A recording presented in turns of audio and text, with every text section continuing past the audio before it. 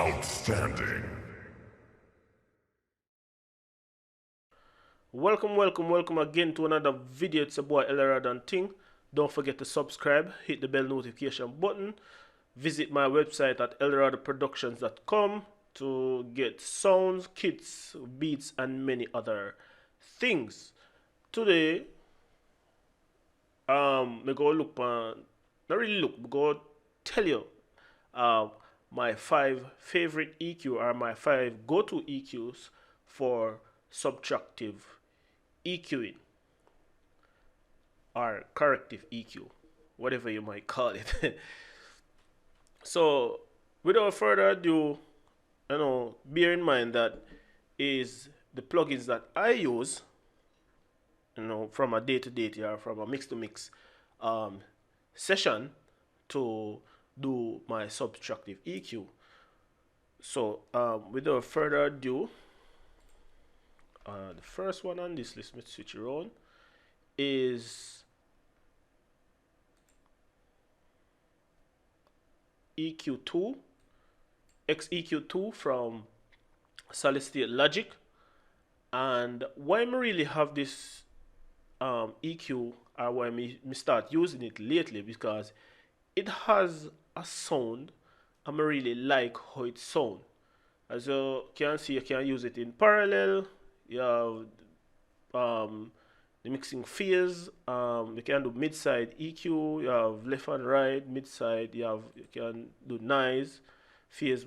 You can add all these other things to it where you can see with the phase samples among many other things. You can turn on and off the analyzer just like in FabFilter Pro Q, and the bands are quite unique in such a way. I really like the whole GUI, how it look. So using this EQ, all you got to do is double click. You have dB over here, how you boost and attenuate. You have the hertz here. You have a Q. You can narrow, or you can narrow and make it wide. Plus you have the different type of bands here. You have high pass filter, you have low shelf, you have bell, you have high shelf, and low pass filter. You can solo it here. You can switch between the type where you really need. You can see little information down here. This is classic symmetric, or symmetric if I'm pronouncing it right. The most popular parametric EQ shape used in various mixing consoles and outboard gear. Almost constant skew character. You have whatever that word is, often features in older equalizer. Boost is the same as classic symmetric or symmetric or whatever the case may be, but the cut characteristic is much more narrow. So you have one, so I think that are 5, 6, 7, 8, 9, 10. So you have 9 different EQ types. So I'm really liking this because it gives me a lot of options, how you really use the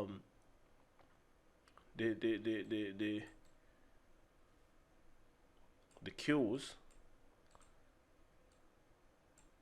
So I'll change it again. So as you can see, you have different types of cues where you can really use. That is one of the most powerful features about this EQ, where I really start to use it since of lately. I've been seeing it for a while, but I've been dive in it now since lately, because I'm liking this, because every change that you really make with these graph things, you see it, and you might see how it might affect other bands among many other things. So that is one of the EQ that I have been using, one of my 5 EQs that I use for subtractive EQ. Next on this list is FabFilter Pro Q3, and I gotta tell you, I've been using this modeled EQ for quite some time. In most of my videos, you can see it really pop up here and there. And what I like about this EQ, you can really switch between different phase and latency. You can pre and post. Depends on the amount of tracks that you have, the EQ on the session. You can really see it appear here. So the more you put it on tracks, the more you will see it here, and you can sidechain. You can use external spectrum, mean you can see within the list of EQ graph that comes up here. You can use external spectrum. You can turn the external spectrum on and off. As you can see, give you help tips. And one of the reasons why I'm really like this EQ, it is very transparent, and I'm really liking it that much.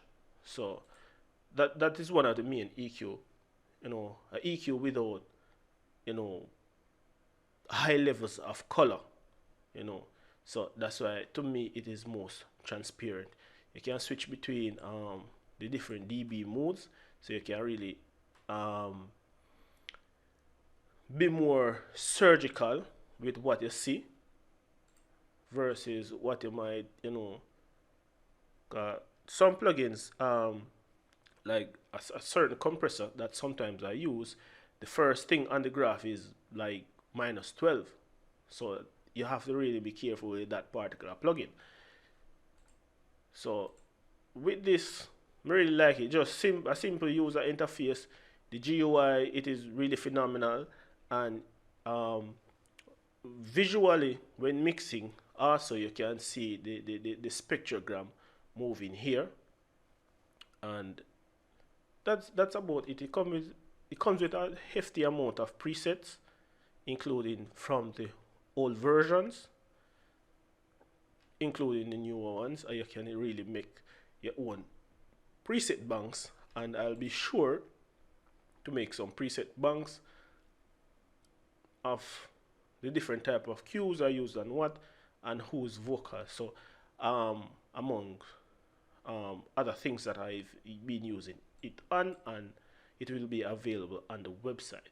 So don't forget to keep on checking on the website for the preset bank that I will be making for FabFilter, so it can make your mixing a little bit more easier. Next EQ that I use for subtractive EQ is Brainworx V3, digital V3, and this compressor is a high, not really, I'm not gonna use the word high level, but it's a master grade master compressor.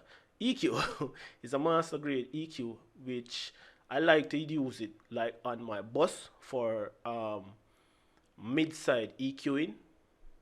Yeah, I do a little bit of mid-side EQing on my bus. Sometimes I do not use it. It just depends on the type of music that I am making or mixing. However, you can use it in stereo also, and you can use it in mid-side. So however, I got this on the mid-side section, and you can see at the top part on the left you have the mid, and on the sides, on the right you have the sides, in which you can use it in left and right mode also, and it has a bunch of knobs on it. You have pan middle, pan side, and balance left and right, gain in, out, and it has stereo with it. The other thing with Brainworx plugins, like Plugin Alliance plugin, they always tend to add stereo with knobs to most of their plugins, and the mono maker buttons.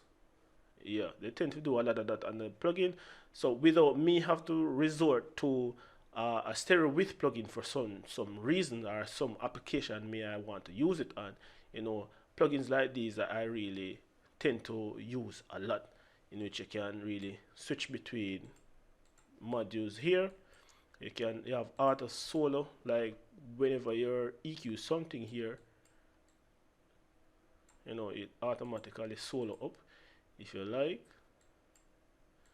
As you can see up here, it just automatically solo and start, you know, work its way. So that's 3 plugins, 3 EQs. One of the next EQ again I like to use on my mixes. You often will see these plugins on my mixing is the stock EQ from Pro Tools, and one of the reasons why it has a certain tone for the application that I will be using it on. I like to use the stock EQ on my effects, and I just really like to shape my effects sometimes in the way I really desire it to be. So sometimes they are okay as how they are, but there are other times when I shape my effects where I want to be brighter or less bright, or have to do my filtering. So this is a plugin that is Pro Tools Stock EQ3 that I always use on my sessions, mainly for shaping my effects. Just that's the sole purpose of it. Sometimes I may use it on certain applications like strings because I like it on strings. So I use the stock EQ for that. Last but not least, there's another EQ by Isotope, Neutron Tree Elements, and one of the things is it a channel strip? Yes, but I like the EQ within this. It is not overly complicated, as you can see, and it have quite the same options as like many other EQ, but you can say with bell you get different curves, with shell you get different, with shelf you get different curves also, with low pass you get different low pass and high pass. And really why me really use this plugin, I like to have options when I'm mixing. There are plugins that, you know, bound and make in a certain way, but then again I like having a lot of options when I'm mixing, so I can toggle between things that, you know, really works on me or works at that particular session, because not every session the same thing or the same technique that I use is going to work on. So I like to have plugins with a lot of options. And one of the next things that I forgot to mention from a previous plugin, this plugin it show you musical notes. I think you can show it somewhere here.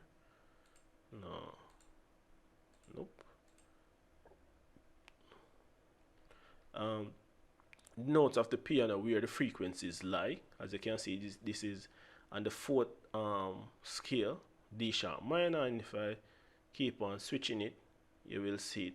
So if you need to make some precise cuts with certain things, like vocals or kick drum or snare or your bass, key wise, frequency wise, you can also do that.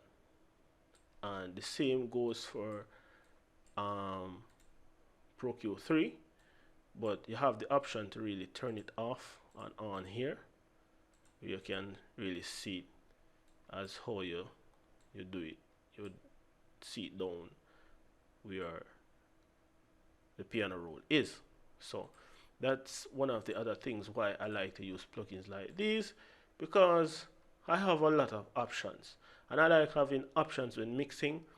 You know, I toggle between things, see what sounds where it is suited best, and it just works. So those are my top 5 go-to EQ. Yeah, be sure to name this video that my top 5 go-to EQ, and if you have any other EQ that you use, please don't be afraid to leave it in the comments below. I'll be sure to check them out and see if I really like them, if I can really add them to the list of plugins that I have, what unique features they have, and stuff like that. Because plugin manufacturer tries to outdo another plugin manufacturer, but if it's not having something that really works for me, I'm not going to get it. So those are my top 5 go-to EQ. If you're, as we say, if you have any EQ that you use personally, you go to EQ, please don't be afraid to leave it in the comments below. So thanks again for watching. It's your boy Eldorado. Don't forget to subscribe, hit that bell notification button, and visit my website at eldoradoproductions.com to check out the bunch of things that I have on it. Templates, sounds, beats, among many other things. So until next time again, peace out.